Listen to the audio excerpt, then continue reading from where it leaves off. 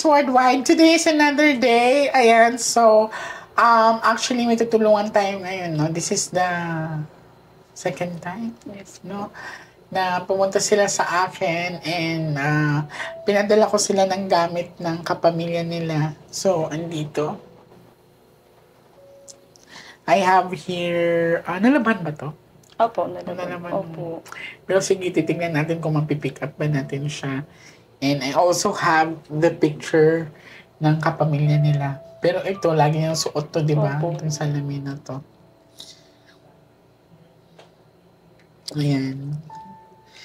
And titignan natin ngayon sa kung anong ipapakita ng mga baraha. Ready ka na, ate? Yes. Okay.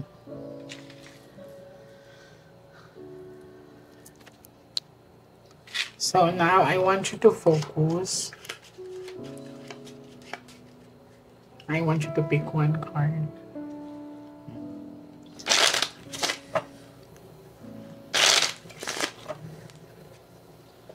Now, darling, I want you to focus. I want you to cut the cards into 3.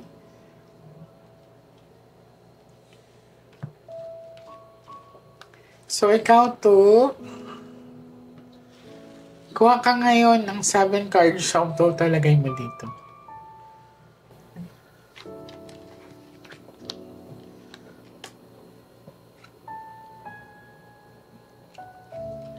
Huwag kang kabahan, ha?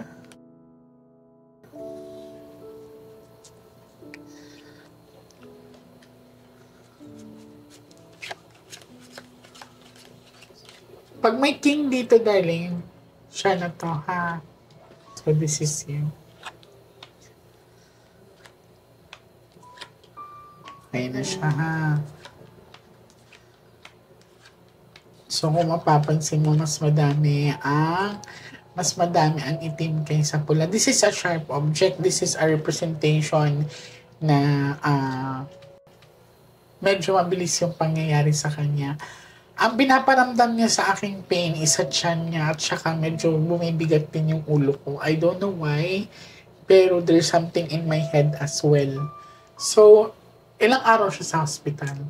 Ano po? Mga 3 weeks po. Hindi namaga yung brain niya. Namaga po. Okay. So, ayan, medyo bumibigat yung pakiramdam ko and my upper side. So, nandito siya. Pero may iniisip siyang babae. Ayan. Titignan natin kung sino ito, ha? Hindi po tayo. Ayan. So, sa pinapakita sa akin malinaw, ang direct pain niya is sa bandang tiyan and then upper part of the head. Ang sabi nila, ate, medyo namaga daw yung brain ni kuya. Tingnan natin kung papatawirin niya tayo, ha?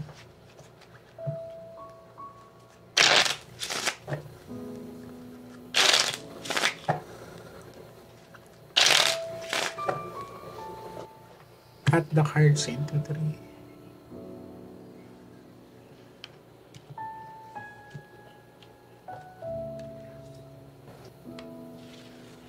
Kuha ka, darling, ng 9 cards of total. Lagay mo dito.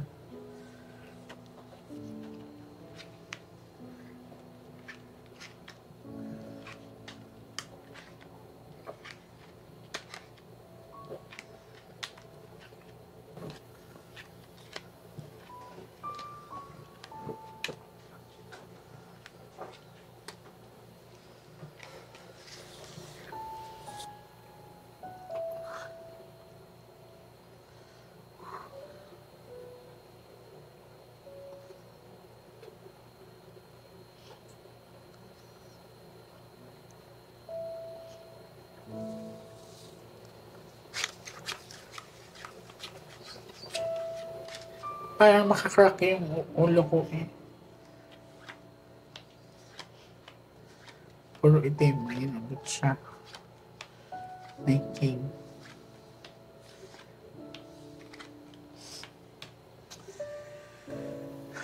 Hindi natural ang pagkamatay ng kuya mo.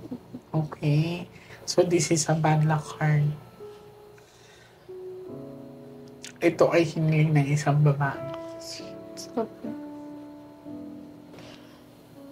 Tama yung sinabi ng mama mo.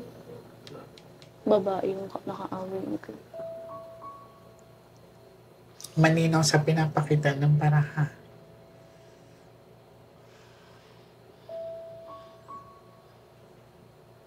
Parang feeling ko, parang, alam mo yun, parang may butas yung ulo ko, parang may pako na iwan na hindi ko maintindihan. Pero, ayun nga, ang result yata sa ano is na yung utak niya. Opo. Pero kuya, alam mo na, okay? Pero susubukan ko pa rin krusan ka, ha? Para just in case, baka mapanaginipan mo siya. Makausap mo siya sa panaginip mo, sabihin mo agad sa amin, ha? Kagabi. Nanaginip po kasi siya, Miss J. Ano na panaginipan mo? Nakausap mo siya? Anong sabi niya? Sige, it's okay. Hindi mo sa patay. Di pa daw Kailan? siya patay. Nung Monday po nung gabi. Nung Monday, nung gabi, bago kayo pumunta sa Opo, akin. Tapos po may binanggit siya. Tsahin niya po. Bibigay niya daw po yung damit sa tsahin niya. Bakit sa tiyan niya? Hindi po namin pinam. Ayun po yung napanaginipan. Tinanong po niya. Sabi ko, Ewan, ang gagawin mo sa damit niya, sabi ko, bibigay ko sa kanya. Sabi ko, patay ka na. Sabi ko, hindi ako patay. Sabi niya sa'yo, malinaw yung ano. Nung pumunta ka ba sa akin, hindi kita kinusan? Hindi po. Sabi niya, hindi ako patay. Tapos sabi niya, ikaw sumunod ka. Sabi niya po, sumunod ka. Ikaw? Ako Pinapasunod ka niya. Hindi ko lang po. Sabi niya po, sumunod daw po. Ewan ko kung sumunod po kay mama. Pero di naman parang, ikaw, sumunod ka. Malinaw yung mukha niya nung nakausap mo siya. Opo, malinaw po. Pero pagdating ko po sa terrace, nakita ko si Papa, tsaka si Mama, tsaka si Kuya po, magkakasama po. Magkakasama Papa, sila. parang nagpintuan po. Wala na pong nawala na. Hindi pa natanggap kasi. Hindi pa sinabi ko sa inyo.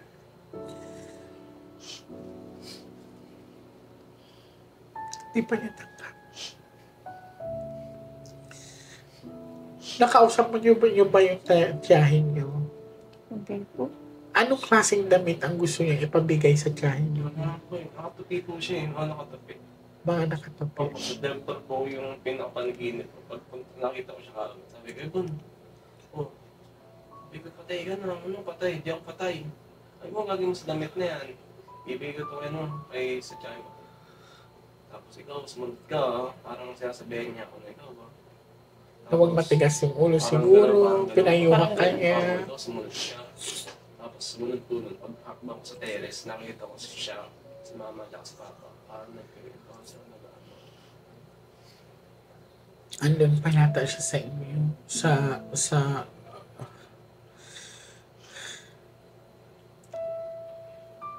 Saan yung lugar ninyo?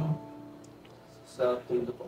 Doon ba siya nag-stay sa Tondo? Hindi po. Saan yung bahay na napanaginipan mo? Doon po sa bahay ko na. Sa bahay niyo talaga? Opo, yung silang taon po siya, di natira sa amin. Tapos doon ka na naginip sa kanya na sa bahay niyo Opo. or sa ibang lugar? Sa bahay po namin. Kung saan siya dati nakatira dito. I see, baka binisita kayo. Kunin mo yung address nila, kuya. Pupunta ako sa bahay ninyo. Baka sakali doon tayo papatawirin niya. Okay? So, susubukan ko ba bukas, kung kaya, kukontakin namin kayo. Kasi hindi pa niya tangkap talaga. So, sa pinakita sa akin sa cards is nag-match na nagkausap yung kapatid niya and itong si kuya. Nagkausap sila sa panaginip na hindi pa siya patay, which is, ang sabi din ng baraha is hindi niya tanggap na patay siya.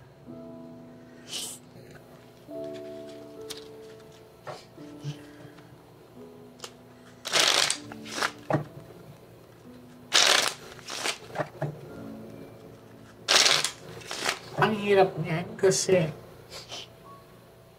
ilan ba kayo magkapatid na lalaki? Tatlo po. Tatlo. Siya po yung Pero kayo ang pinaka-close dalawa. tatlo po kami magkakapunos. Tatlo kayo magkaka-close. Ikaw yung bunso. Cut the cards into 3.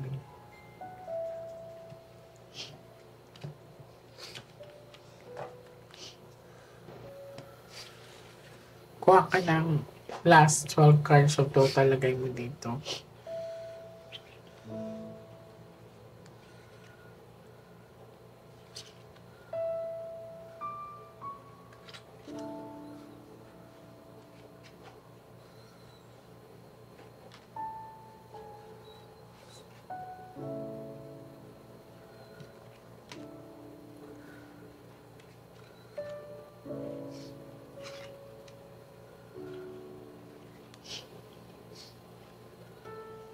Namimiss mo siguro kuya mo, no?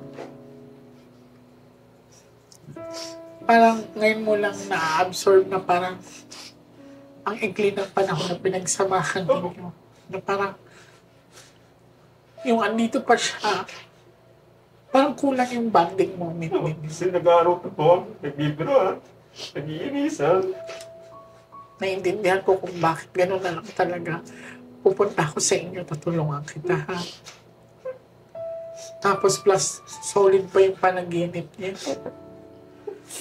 Ano po yun, nakasalamin pa po. Mismo mukha Ito, yun po. itong sala niya. Oo, yun po. Gusto ko yun.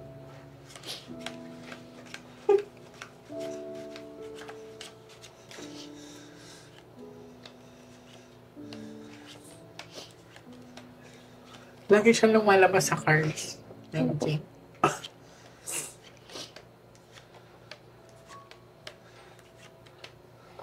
Di ba nag-ask tayo ng sign?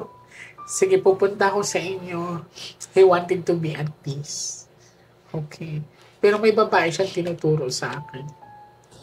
May babae siyang sinasabi sa akin. Hindi ko alam kung may nakaaway ba siya, may nakatambuhan ba siya sa pinapakita sa akin ng barahan yung Queen of Diamond. So, dito, pagpunta ko sa inyo, susubukan natin makatawid, ha? Okay. Lakasan mo lang loob mo. Alam ko naman na hindi talaga ganun kadali na mawala ng mahal sa buhay. Especially na may mga bagay kasi na parang late lang natin marirealize na ba't ngayon lang na nandito siya, hindi kami nakapag-banding, hindi ko man lang siya nayakap. Parang minsan naiinis ka kasi, di ba, na pinagsasabihan tayo na nakakatanda sa atin, pero pag ito na pa, nakakamiss, nakakaano. Alam ko yung ganitong pakiramdam. Plus, yun nga, gusto kong alamin bakit parang sasabog yung ulo ko sa pakiramdam ko. So, sa pinakita kasi sa akin, namamaga yung utak niya. Aalamin ko kung ano din yung cause nito. So, I wanna see you back. Ako ang pupunta sa inyo, ha? Maraming salamat sa pagtitiwala niyo sa akin, okay? Lakasan mo lang loob mo, kuya. Pupunta ako kayo, ha? If in any case na mapanaginipan mo pa siya ulit mamaya, sabihin mo agad sa amin. Okay? Pero pag once na nagbigay siya ng pagkain sa'yo, huwag mong kainin. As much as possible kung kaya mong labanan sa panaginip mo. Kasi once na kinain mo yun, ayan ang tinatawag na sundo. Okay? Kasi iniisip ko yung sinabi niya, binitawan niya salita na sumunod ka. It's like, maaring susunod sa mga payo, sa magulang mo, or sumunod ka sa akin. Okay? So, yun din yung aalamin ko. Ha? So, maraming salamat sa iyo. Salamat din. Pabigay ako ng address dito, ate. So, kung kakayanin ko bukas ako pupunta, ha? Tapos, contact number and sino ko kontakin namin.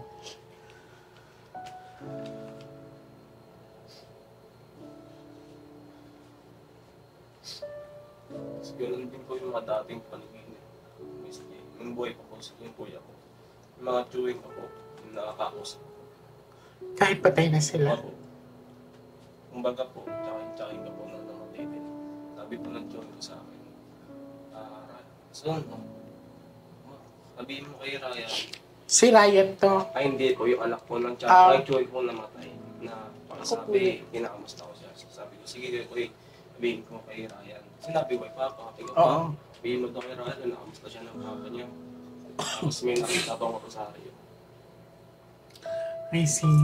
Ang tinatawag kasi yung darling, you have the ability to communicate spirits by dreams. Yes po. So, baka open din yung third eye mo. Pero huwag mo siyang katakutan, ha? Yan, asan yung rosary mo? Tapos, yung sa tiyahin ko rin po, pag iniipang ko din po, sabi sa akin, so, ingat daw po. Tapos may din po, yun nga, nagkaroon, nawala ko kanya yung pera tsaka cellphone sa trabaho. Talaga? Binibigyan ka ng warning? Opo. Biglang sabi niya, biglang pumasok po yung tiyahin ko po yun na, mag-ingat ka, bigla siyang nawala. Tapos, ilang linggo lang po yata. Nawalan po siya.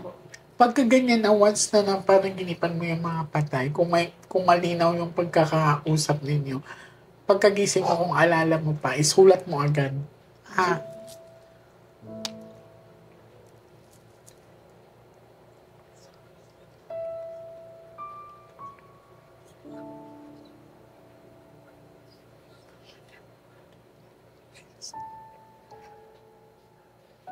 Thank you so much po. Ingat po kayo, ha?